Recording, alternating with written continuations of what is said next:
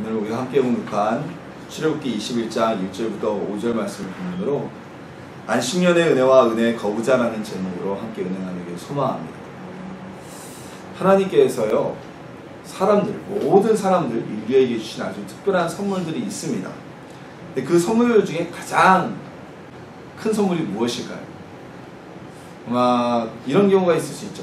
동물들보다 사람들이 다른 짐승보다 뛰어난 것들, 예를 들어서 모든 생명체 중에 유일하게 불을 자유자재로 사용할 수 있는 능력, 아니면 인간만이 가지고 있는 언어의 능력, 또는 인간의 뛰어난 지적인 능력, 이런 것들을 하나님이 우리에게 주신 선물 중에 하나입니다. 그리고 어떤 분들은 그것이 가장 큰 선물이라는 생각을 가질 수가 있을 것입니다. 사람이라는 존재는요, 하나님이 창세기에서도 사람만은 직접 손으로 빚어서 창조하실 정도로 다른 생명체보다 특별하게 지어진 피조물임이 분명합니다. 그리고 하나님은 여러 특별한 능력을 사람에게 부어주시고 다른 생명체를 다스리라는, 하나님을 대신해서 그들을 풍성하고 잘 살 수 있게 다스리라는 권한을 우리에게 부여해 주셨습니다. 그리고 이런 불을 사용하는 능력이나 지적인 능력이나 아니면 언어의 능력과 같은 특별한 능력을 주셨어요. 이런 여러 특별한 능력 중에서도 하나님이 사람에게 주신 가장 큰 은혜는, 가장 큰 선물은 저는 바로 선택할 수 있는 권한이라고 생각을 합니다. 이걸 신학적인 용어로 얘기하자면 자유의지다라는 단어로 사용하는데요. 하나님께서는요, 사람을 창조하셨어요. 그리고 하나님이 사람을 창조하실 때에는 사람이 이 세상에서 행복을 누리며 살면서 하나님을 찬양하게 하는, 즉 하나님의 기쁨이 되어지는 삶을 살기를 원하셨습니다. 자, 그럼에도 사람은요, 하나님의 뜻을 어기고 하나님의 반응과는 달리 죄를 짓게 되었습니다. 그리고 하나님이 원치 않는 삶을 살아가기 시작했습니다. 그럼에도 불구하고 하나님은 그 인간을 벌하시기 이전에 먼저 자신의 유일한 외아들, 독생자이신 예수님을 세상에 보내셔서 예수님의 죽음을 통해 인간을 다시 구원코자 하시는, 그들의 생명을 살리고자 하시는 일을 행해 주셨습니다. 그렇지만 하나님의 이 은혜와 달리 지금도 하나님께 베푸르신 이 구원의 은혜를 외면하는 사람들이 너무나 많지요. 불신자들은 다 하나님의 은혜를 저버리고 살아가는 사람들입니다. 자, 제가 만약에 하나님이라면요, 정말 제가 제 아들의 생명을 대신해서 누군가에게 은혜를 베풀었다면 정말 괘씸해서라도, 야, 내가 너희들을 위해서 내 아들을 내줬는데 너희가 감히 나한테 이럴 수 있어? 다 예수 믿어, 그리고 구원받아 라고 강요하거나, 아니면 정말 괘씸해가지고 모조리 다 싹 다 멸망시키거나, 이건 은혜 받을 정말 가치가 없는 작자들이구나, 은혜 받을 피조물이 아니구나 라고 멸망시켜버렸을 것 같아요. 근데 우리 하나님은요, 그러지 않으셨어요. 하나님은 예수님을 이 땅에 보내셔서 예수님의 죽음을 통해 인간의 죄를 사하고 구원의 길을 열어놓으셨지만, 다시 하나님께로 돌아오거나 아니면 죄 가운데 살거나 그 선택의 권한은 사람들에게 그대로 맡겨두셨습니다. 그래서 하나님은 모든 사람을 너희는 다 예수 믿고 구원받아라고 하실 수도 있지만 전혀 강요하지 않으시고 본인 나름대로의 선택의 길을 살게 두시는 분이 바로 우리 하나님이십니다. 이것은 맞아요. 마치 에덴 동산에서 아담과 하와가 선악과를 따먹을 때 하나님이 짜잔 하고 나타나셔서, 야, 먹지마, 그거 먹으면 안 된다고 내가 얘기했잖니, 너희들 그거 먹으면 죽어 라고 말씀하실 수 있었음에도 아담과 하와가 선악과를 따먹는 선택을 존중하신 것과 마찬가지인 것입니다. 이것은 하나님의 방치가 아니고요, 하나님이 사람들에게 베풀으시는 어떤 은혜의 선물입니다. 사람은 로봇가 아니고 컴퓨터가 아니기 때문이죠. 요즘에 프로그래밍이나 앱이나 어플이나 아니면 많은 소프트웨어들이 있는 시대죠. 프로그래밍 개발자가, 프로그래머가 어플이나 또는 프로그램을 만들었어요, 소프트웨어를. 그리고 자기가 입력한 대로 입력을 했는데 결과값이 원하는 대로 안 나온다, 이거 오류가 있다고 파기를 시켜버리거나 코딩을 처음부터 다시 해야 됩니다. 요즘 뜨고 있는 인공지능이라고 하는 소위 AI죠. 인공지능도 마찬가지예요. 인간이 원하는, 그 인공지능을 만든 사람이 원하는 대로 이 결과값이 나와야 되는데 엉뚱하게 나온다면 이건 잘못됐다고 그러고 파기시켜버립니다. 선택의 권한이 없습니다. 하지만 하나님께서는 우리 사람을 지으셨지만 사람의 선택을 그대로 존중해 주셨어요. 그리고 그 사람의 선택의 권한을, 은혜를 우리 인간이 잘못 선택해서, 잘못 사용해서 우리 스스로를 망하는 길로 이끌어가고 있을 뿐이죠. 자, 오늘 우리 말씀을 나누면서요, 우리 영혼과 내 삶을 하나님이 주신 선택의 은혜를 통해서 망하지 않게 하는 그러한 시간이 되기를 소망합니다. 그리고 하나님의 선택을 통해서, 우리에게 주신 그 선택의 은혜를 통해서 우리의 영혼이 복을 받고 축복된 길만을 걸어가는, 요즘에 그런 얘기를 하죠. 꽃길만을 걸어가는 하나님의 자녀가 되시기를 주님의 이름으로 소망합니다. 율법 이렇게 얘기를 하면 어떤 규정, 법, 안 지키면 돌에 맞아 죽고 안 지키면 저주를 받고 이런 생각이 우리에게 큽니다. 근데 하나님께서는 율법을 주시면서 꼭 이것만 지켜라, 이렇게 지켜라, 이렇게 안 하면 벌 받는다 라는 규정만을 주신 게 아니에요. 하나님은 모세를 통해 율법을 주시면서 어려운 일, 그리고 사회적인 약자를 돕기 위한 은혜의 규정들도 아주 오늘날 법칙보다 훨씬 더 철저하게 만들어 주셨습니다. 그 대표적인 예가 바로 도피성 제도와 안식년 제도입니다. 이 도피성 제도란 무엇이냐면요, 고의가 아닌 실수로 사람을 죽이게 된 사람들이 형벌을 면하게 하는 제도였어요. 오늘날 법률적 용어를 따지면 과실치사 이 정도 되겠죠. 근데 이 과실치사라는 게 어떻게 성경에는 규정되냐면, 원칙적 율법에서는 눈에는 눈, 이에는 이라고 해서 누군가 사람을 죽이면 그도 사형을 당해야 했습니다. 당시에 경찰제도가 없었기 때문에 유족에게 자신의 가족을 죽인 사람을 죽일 수 있는 허가권이 주어졌어요. 그러니까 유족이 자기 가족을 죽인 사람을 데리고 와서 마을 사람과 함께 돌로 쳐 죽이든지, 아니면 어떻게 해서는 그를 처형해도 그는 사형이라는, 살인을 했다는 죄에서 면책을 받게 되었습니다. 자, 그런데 어떤 일이 가끔가다 벌어지냐면, 성경에 구체적인 예가 있는데요, 나무꾼이 도끼질을 하다가 도끼날이 훅 빠져버렸어요. 이 훅훅훅 날아가더니 하필이면 옆에서 도끼질을 하고 있던 동료의 머리를 때려버리죠. 그리고 동료가 사망을 했습니다. 이 나무꾼은 전혀 그를 죽일 만한 의도도 없었고 죽일 생각도 없었는데 실수로 죽이게 된 것이죠. 이런 경우에는 그는 도피성, 이스라엘 곳곳에 세워졌던 도피성으로 가서 거기서 심사를 받고 안으로 들어가게 됩니다. 그래서 도피성 안에 숨어있는 사람에 대해서는 유족들도 그를 처형할 수 있는 권한이 사라지게 되어 있어요. 도피성 안에 있을 동안은 그는 처벌을免되어 있고요. 자신이 들어갔을 동안에 대제사장이 사망을 하면 자유인으로 사면이 되어서 나올 수가 있게 되었습니다. 이 도피성 제도는 정말 실수로 사람을 죽인, 억울한 사람이 생기지 않도록 하기 위한 제도였고요. 물론 그 안에 들어가기 위해서는 아주 철저한 심사가 있어야 했죠. 또 하나의 하나님이 주신, 어떻게 보면 오늘날로 말하면 사회보장제도, 가난하니 약자들을 위한 제도가 바로 안식년 제도입니다. 이 안식년 제도는 단순히 어떤 사람을 이야기하는 것 뿐만이 아니라 넓게는 이 땅에 대해서도 포함되는 제도인데요, 안식년 제도는 바로 안식일 제도에서 근원을 찾을 수 있게 되었어요. 즉 하나님께서 이 세상을 6일 동안을 창조하시고 그리고 마지막 7일째 되는 날 쉬셨죠. 안식하셨죠. 그러면서 모든 사람들에게 일주일에 하루는 너희도 쉬어라 라고 어떤 제도를 만들어 주신 겁니다. 이것이 바로 안식일 제도인데요, 이 안식일 제도는 하나님의 은혜의 제도입니다.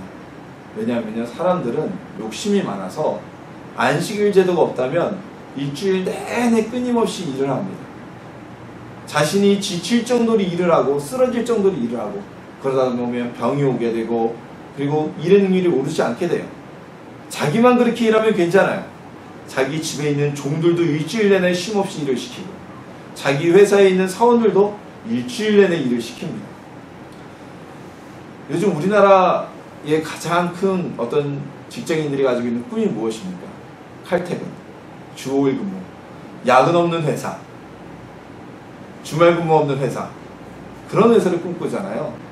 북유럽 3개국이 그런 제도를 하고 있어서 많은 직장인들의 꿈은 북유럽 3개국이다. 그런 얘기를 합니다. 왜 그럴까요? 직장에서 연봉은 많이 줘도 개인의 삶이 없습니다. 엊그저께도 저희가 차를 타고 어디를 다니면서 그런 얘기를 했죠. 밤 11시가 넘은 시간인데도 빌딩에 불이 다 켜져 있었습니다. 강남에. 다 일을 하기 위해서. 금요일 저녁이었음에도 불구하고 퇴근하지 못하고 밤 11시까지 일을 해야 먹고 사는 시대. 근데 만약에 지금 주말 제도가 있는데도 이런데 하나님이 안식일 제도를 안 주셨어요. 1년 365일 정말 뼈가 닳도록 일을 하게 되었을 것이에요. 하나님은 안식일에 쉬지 않으셔도 전혀 지치지 않는 분이십니다. 하나님은 창세 이전부터 오늘까지 단 한순간도 쉰 적이 없으시고 한순간도 이 세상을 향한 눈을 돌리신 적이 없는 분이세요. 근데 하나님이 안식일의 제도를 주신 건 우리에게 쉬는 날을 주신 것이죠. 어떤 분들은 안식일 제도 딱 하니까 안식일을, 몇몇 성도님들은 주일이 안식일이다 이런 말씀을 하시는 분들이 계세요. 그래서 주일날은 예배드리고 편히 쉬어야 됩니다 이러시는 분 계신데, 명확하게 구약의 안식일은 토요일이죠. 그 주일은 일주일의 첫날이고요. 그러니까 주일은 하나님을 위해 일하는 날, 안식일은, 제가 그래서 주일 근무제가 처음에 이야기 나올 때 대부분의 목사님들은 반대를 했지만 주일날 출석 줄어든다고 저는 아주 적극 찬성했습니다. 진짜 성경적인 제도다. 우리 성도들 주일날도 와서 교회 와서 하나님을 위해 일하고 가족과 쉬는 시간이 없는데 정말 토요일날 푹 쉬고 주일날부터 하나님께 일하고 하루의 첫 주를, 한 주의 첫날을 하나님께 일을 하고 월화 수목금 또 세상에서 일을 하고 얼마나 좋냐, 그런 마음이 있어요. 그래서 이 개념을, 주일을 우리가 안식이라고 생각하면 예배를 드리면서 좀 필요할 수 있어요. 하나님 주신 안식인데 교회 와서 예배 드리고 또 끝나고 나면 뭐 남성교회 여성교회 무슨 뭐 교사 모임 힘들다. 근데 주일은 하나님께 일하는 날이다 라고 우리가 개념을 딱 붙잡아 두면 그런 마음이 조금 가실 겁니다. 분명한 것은 하나님은 사람들에게 일주일에 하루를 쉴 수 있는 그 은혜의 날, 회복할 수 있는 은혜의 날을 주셨다는 거예요. 정말 재밌는 것은 이 날은, 안식일 날은 밥도 할 수 없었어요. 가정주부들조차도 평안히 안식을 누릴 수 있는 날로 하나님이 만들어 주셨다는 겁니다. 자, 바로 이 안식일 제도에서 시작되는 근원을 두는 안식년 제도는요, 안식일의 하루를 1년으로 생각을 하면 됩니다. 즉 6년 동안 있고 7년째 돌아오는 해가 바로 안식년인데요. 이 안식년은 어떤 일이 있었냐? 6년 동안 농사를 짓던 땅도 안식년이 되면 1년 동안 땅을 묵힙니다. 그동안 농사를 짓지 않아요. 그리고 만약에 타인의 돈을 빌렸다가 갚지 못해서 종으로 팔려온 사람들, 이 사람들은 종이 된 이후에 6년 동안 종노릇을 하면 7년째 되는 해에 그 사람은 빚을 갚지 못해도 자유민으로 해방이 되었습니다. 어떠한 대가도 없이요. 그리고 누군가에게 빚을 진 사람이 있다. 그 사람은, 이 사람은 7년째 되는 해 남아있는 모든 빚이 탕감이 되게 되어 있습니다. 즉 다시 말해서 이 안식년 제도는 지쳐있는 땅이 한 해 동안 쉬면서 땅의 지력이 다시 회복되어지고, 그리고 타인에게 빚을 지고 갚지 못해서 종이 됩니다. 아니면 경제적인 어려움 때문에 7년이라는 세월을, 그 긴 세월을 빚을 갚지 못하고 있는 사회적 약자들이, 경제적 약자들이 다시 회복할 수 있는 은혜를 받는 해가 바로 이 안식년이었습니다. 안식일 제도는 사람의 피로를 회복했다. 또한 영적인 피로를 다시 회복하는 날이었다면, 안식년은 사회적인 약자들, 그리고 농사의 기반이 되는 땅이 회복되는 해가 바로 안식년이었고요. 또 이 안식년이 7번째 되어 돌아오는 날, 바로 희년이라고 그러죠. 7년, 7년, 7년 이렇게 7번이 되어오는 희년에는 더 큰 은혜가 주어지게 됩니다. 이 희년에는요, 개인의 빚뿐만이 아니라 내가 타인에게 매매했던 땅과 집조차도 희년이 되는 해에는 다시 원주인에게 돌아오는 더 큰 범위의 은혜가 적용이 되는 해가 바로 희년입니다. 어찌됐든 이 안식년은요, 가난한 이들에게는 정말 꿈과 같은 희망의 해였습니다. 오늘 본문은요, 바로 이 안식년이 되는 해, 주인이 종에게 해야 될 일에 대해서 하나님이 규정하고 말씀하고 계신 것입니다. 누군가 이스라엘 민족, 히브리라는 것은 바로 이스라엘 사람이라는 뜻입니다. 이 이스라엘 사람을 돈을 주고 종으로 샀다면 원칙적으로 율법에 이스라엘 사람은 종으로 삼을 수가 없었습니다. 그러나 빛을 갚지 못하면 그는 종이 될 수밖에 없었기 때문에 종이 된 이스라엘 사람은 우리는 곧 빛을 갚지 못해서 팔려온 사람이다 라는 개념으로 생각하면 될 거예요. 누군가 이스라엘 사람을 돈을 주고 종으로 샀다면 그가 6년 동안 그 집에서 주인으로 일하고 7년째 되는 날이 있다면 주인은 아무 조건 없이 그를 자유민으로 해방시켜줘야 됐습니다. 즉 다시 말해서 이 종이 되어서 노예의 신분으로 격화됐던 사람은 7년째가 되면 다시 자유민으로 신분을 회복해야 되는 그가 바로 안식년이었어요. 근데 만약에 그가 홀로 왔다면 홀로 해방되었겠지만 이미 종이 되던 해에 결혼을 해서 가족이 있었어요. 그렇다면 그는 온 가족이 함께 종이 되었겠지만 7년째가 되는 안식년이 오면 온 가족이 모두 다 다시 자유민으로 조건 없이 해방되어질 것이라고 말씀하고 계십니다. 그리고 또 하나의 예가 있어요. 주인이 이 종이 홀로 종이 돼서 왔는데 총각으로 온 종이 된 사람을 샀는데 돈을 주고 종을 샀는데 이거 혼자 있는 게 안쓰러워서 자신의 종 중에 한 여인을 택해서 둘이 결혼하게 했다. 그가 가정을 이루었다.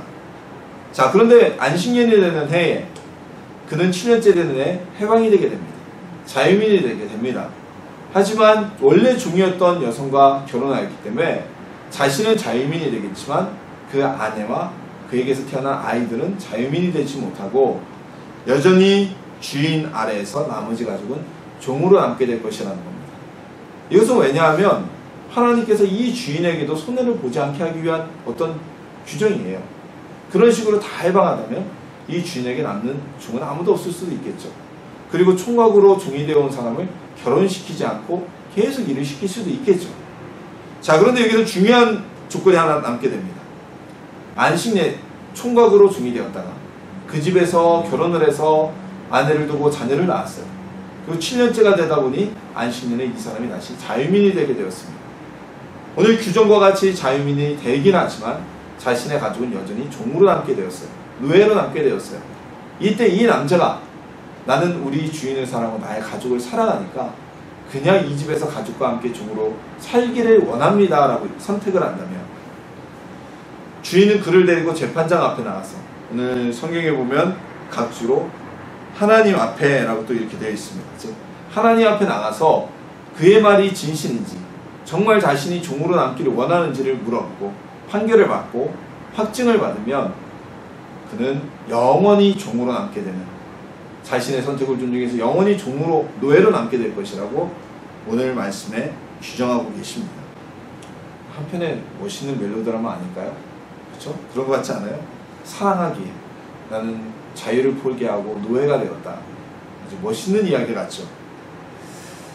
그런데 멜로드라마가 우리에게 현실이 될 수는 없죠.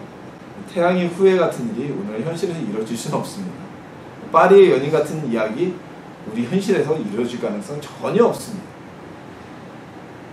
이 평생을 종으로 남겠다는 것, 그리고 본인의 인생에 대한 선택이지만 내가 가족을 사랑하기에 겉으로는 내 가족과 함께 떠나기 싫어서 평생 종으로 남겠다는 것은 본인의 선택이지만 사실상 이것만큼 어리석은 선택은 없습니다. 왜냐하면요, 이 성경이 쓰여지던 시대에 종이라는 것은 오늘날의 어떤 사주와 종업 관계와는 비교되지 못할 정도로 엄청난 관계였습니다. 이 식구는 노예예요, 노예. 성경에 종 이렇게 돼서 우리가 잘 안 하는데 정확하게 얘기하면 이건 노예입니다.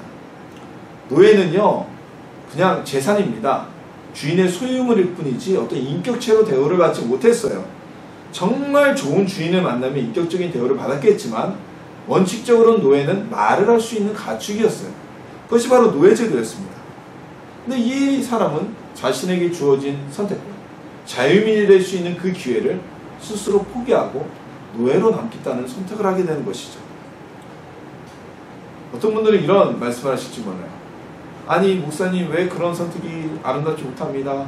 사랑의 힘으로 자신의 신분을 낮춰서라도 남겠다는 건데 자유보다는 사랑을 선택했는데요 라고 반문할지 몰라요. 아, 그러면은 자유 때문에 가족을 버려야 합니까? 라고 물어보실지 몰라요. 자, 왜 그것이 어리석은 선택인지 이제 하나하나 이유를 말씀을 드릴게요. 방금 전에 말씀드렸다시피 원칙적으로 이스라엘 사람은 노예가 될 수 없었습니다. 이스라엘 민족에서 종이 될 수가 없었어요. 그건 하나님이 주신 원칙이었어요. 그럼에도 불구하고 빛을 지고서 갚지 못하면 그를 그냥 둘 수 없었기 때문에 노예로 팔리지만 안식년에 그를 해방시켜주게 되었던 것입니다. 자, 근데 이 규정은요, 오로지 이스라엘 사람, 즉 히브리 민족에게만 해당되는 규정이었습니다. 즉 외국인, 이방인이었는데 종으로 팔려온 자들은 이 안식년의 규정에 적용을 받지 않아요. 그들은 7년이 아니라 희년이 되어도 50년을 종노릇해도 절대 해방될 수가 없습니다. 이건 오로지 이스라엘 민족에게만 규정된 규정이에요. 자, 그런데 만약에 이 사람이 이스라엘 민족으로 안식년의 규정을 받는 사람이 결혼을 해서 7년째 해방이 되게 됐는데 그의 가족이 종으로 남게 되었다는 것은 그의 아내와 자녀들, 그의 아내는 외국인이거나 외국인 출신 종이거나 또는 그의 선대에 영원히 종으로 남기를 선택한 이스라엘 사람의 후손이라는 얘기입니다. 즉 그의 가족은 해방될 길이 없다는 거예요. 어떠한 방법으로도 안식년이 돌아오고 희년이 돌아와도 절대 노예의 신분을 벗어날 수 없다는 것이죠. 자, 그렇다면 이 안식년을 맞아 자신은 자유민이 될 수 있는 은혜를 받을 수 있는 사람이었다면, 그리고 정말 삶에 의욕이 있고 가족을 사랑하고 어떤 능력이 있는 사람이라면 저 같으면 그렇게 했겠어요.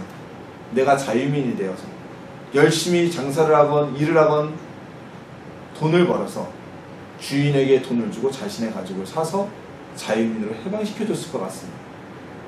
그럼 영원히 종으로 남을 수밖에 없는 자신의 아내, 자녀들, 그들을 자유민의 신분으로 건질 수가 있는 거예요.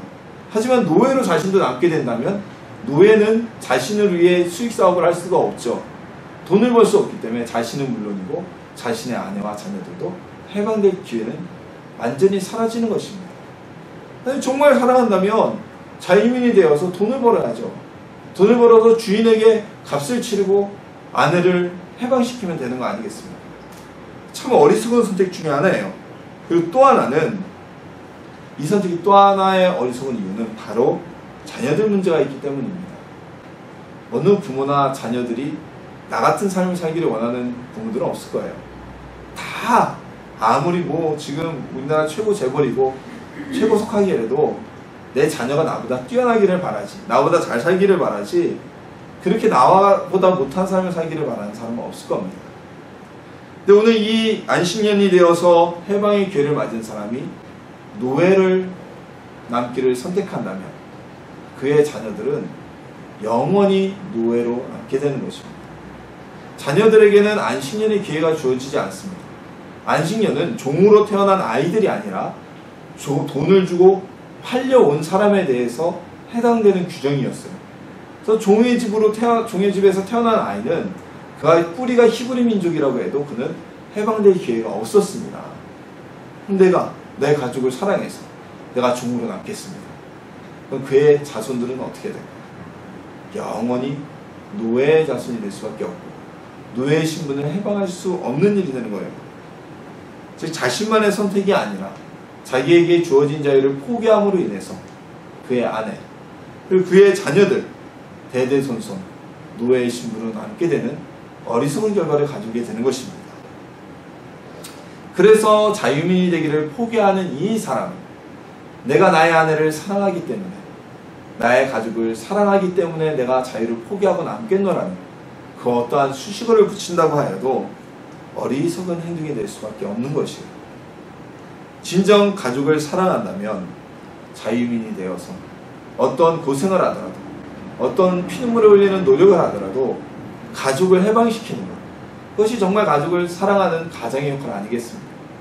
그리고 정말 가족을 사랑한다면 종으로 남지 않고 자유민이 되는 것이 자신이나 자신의 아이들에게도 훨씬 더 훌륭한 선택이 되는 것이 아닐까요? 자, 그런데요, 이런 어리석은 일들이 우리 주변에서 오늘날에도 아주 흔히 일어나고 있습니다.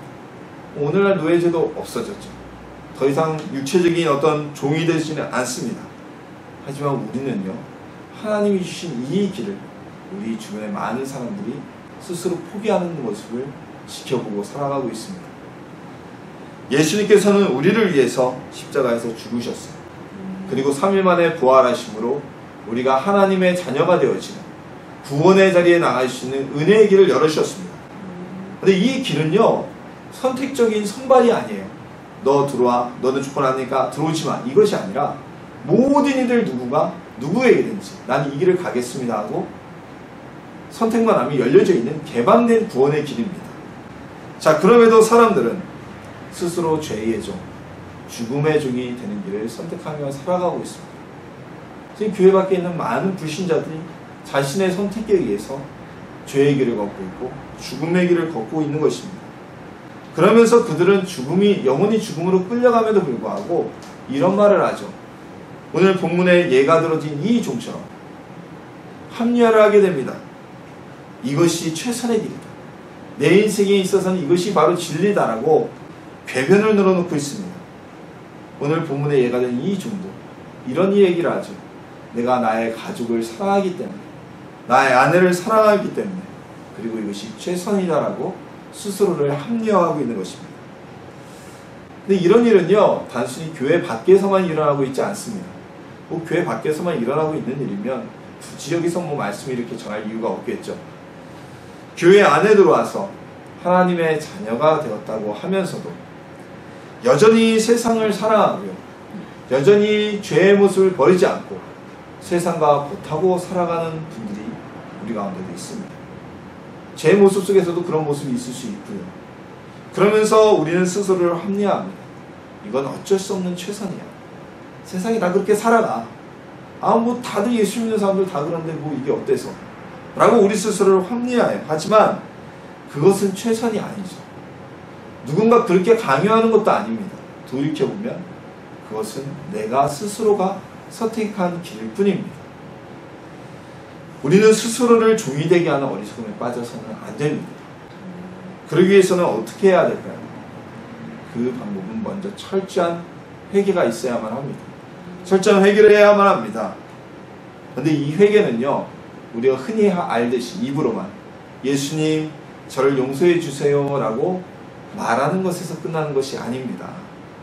정말 진정한 회개는 것은요, 먼저 나의 삶을 돌아봐야만 합니다. 그리고 내 삶을 돌아봤을 때 스스로 내가 나의 죄를 이것이 죄구나 라고 인정할 수 있어야 되고 깨달을 수 있어야만 합니다. 그리고 그 부끄러운 죄의 모습을 예수님 앞에 고백할 수 있어야 돼요. 예수님, 저는 이런 죄인입니다. 이런 잘못을 저지르고 살아갑니다. 하지만 주님 용서해 주십시오 라고 구하는 것이 바로 진정한 회개인 것입니다. 누군가 회개 기도를 한다면서도요, 자기 스스로를 돌아보지 않고 자기의 죄를 죄로 인정하지 않는다면 그는 스스로를 합리화할 수밖에 없습니다. 자유민이 되어 가족을 구하는 것보다 종으로 남기를 원하면서 나는 내 아내를 사랑하기 때문이다 라고 합리화하는 것처럼 우리가 스스로 예수님의 길을 저버리고 어둠의 길, 죄의 길을 선택하면서도 그것이 최선이었다, 그럴 수밖에 없었다라고 합리화할 수밖에 없는 것입니다. 그런데 이 회개는 정말 내 스스로 될 수 없다는 것이 하나의 큰 문제죠. 깨달음으로 얻을 수 있는 것이 아니에요. 스스로 이루어지지 않아요. 그래서 우리는 성령님의 도움이 필요합니다.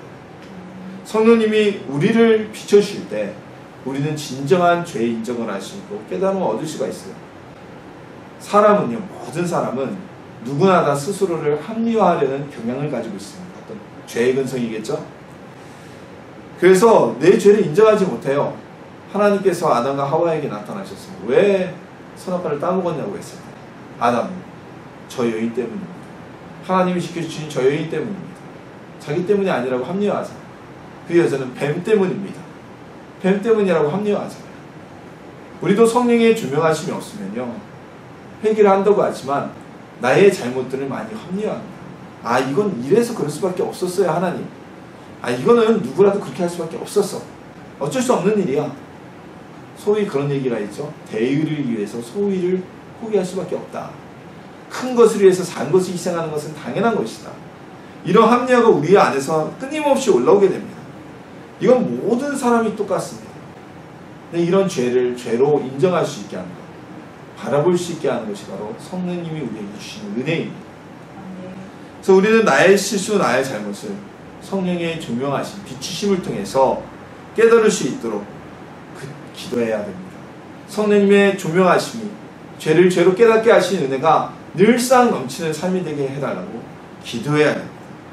그때야 진정 나의 죄를 죄로 인정할 수 있고 진실된 회개와 진실된 고백을 할 수 있게 되는 것입니다. 회개하는 사람은요, 죄의 길을 걷지 않습니다. 회개하는 사람은요, 거짓되어져 있는 위장을 뒤에 있는 진실을 바라볼 수 있습니다. 그래서 올바른 선택의 길을 갈 수가 있는 것입니다. 이 모든 일은 기도를 통해 우리에게 이루어지는 길입니다. 기도하지 않으면요, 성령의 조명하심도 없고요, 회개를 할 수도 없습니다. 회개하지 아니하면 우리가 가는 선택이, 우리 한 선택이 어떤 선택인지 깨닫지도 못하고 결국 다시 세상과 버타고 살고 다시 죄의 모습으로 돌아가며 끊임없이 그것이 옳은 일이었다, 나에게는 이것이 내 인생이다라고까지 고백하는, 스스로를 위로하는 어리석은 선택을 저지르고 말게 되는 것입니다. 기도를 하며 마음을 지키는 것, 이것이 우리가 하나님의 은혜를 받아들일 수 있는 최선의 방법이며 유일한 길입니다. 기도하며 우리에게 주어진 은혜를, 그 기회를 놓치지 않는 하나님의 자녀가 되시기를 주님의 이름으로 소망합니다. 안식년은 종들에게 있어서 해방의 날이었습니다. 하나님이 주신 은혜의 날이었습니다. 그런데 이 시대의 노예가 자유민이 될 방법은 없었어요. 근데 하나님은 안식년을 통해서 자유민이 되어지는 해방의 은혜를 베풀어 주셨던 것입니다. 어찌되면 이스라엘 민족 가운데 노예로 팔려온 사람들은 이 안식년만 바라보면서 버틸 수가 있었을지 모릅니다. 그런데 이 해방의 해에 자신의 선택으로 안식년의 그 은혜를, 해방의 은혜를 스스로 거부한 이들이 있었습니다. 이들은 겉으로는 사랑하기 때문에라는 수식어를 붙이지만 실상의 그들의 선택은 자신뿐만이 아니라 가족까지도 모두 다 불행으로 이끌어가는 어리석은 선택이 된 것입니다. 그들이 사랑한다는 이야기할지 모르지만 이것은 어리석은 핑계에 불과했습니다. 그의 선택은 자손 대대로 노예를 벗어나게 못하게 하는 어리석은 선택을 하게 된 것입니다. 하나님께서는요, 사람들에게 자신의 미래를 결정할 수 있는 선택권의 은혜를 주셨습니다. 인간의 선택에 대해서 하나님은 개입하지 않으십니다. 우리가 어떠한 선택을 하더라도 그 선택을 존중하십니다. 다만 그에 대한 책임은 본인이 져야 하는 것이겠죠.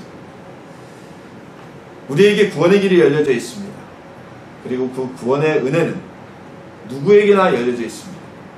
그 구원의 길을 저버린다고 하여도 또는 예수님 안에 남는다고 하여도 그 선택은 우리의 선택입니다.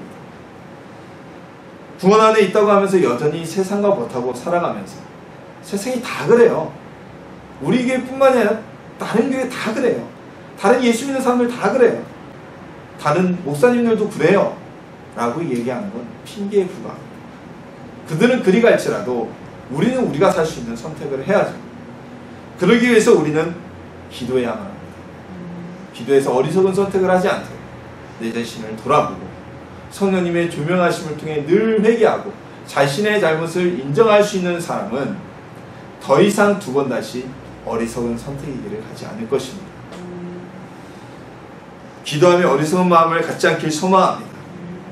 성령님의 조명하심 그리고 철저한 회개를 통해서 우리의 마음을 지키길 소망합니다. 그래서 하나님이 주신 그 선택의 은혜를 우리가 복받는 길, 우리가 축복받는 길, 하나님과 더 가까워지는 길로 사용하는 축복된 하나님의 자녀가 되시기를 예수님의 이름으로 축원합니다.